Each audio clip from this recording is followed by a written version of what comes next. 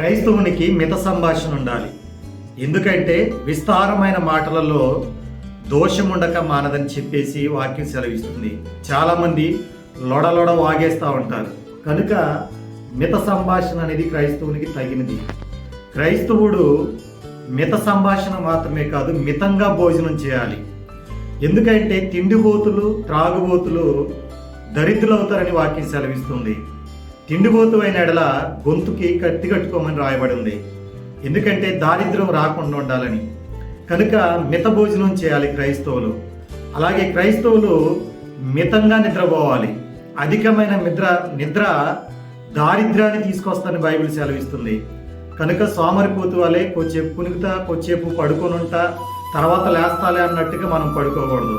క్రైస్తవులకి మిత పని చేయాలి. ఎందుకంటే తాళిం లేక పనిచేసేవాడికి నష్టమే ప్రాప్తి.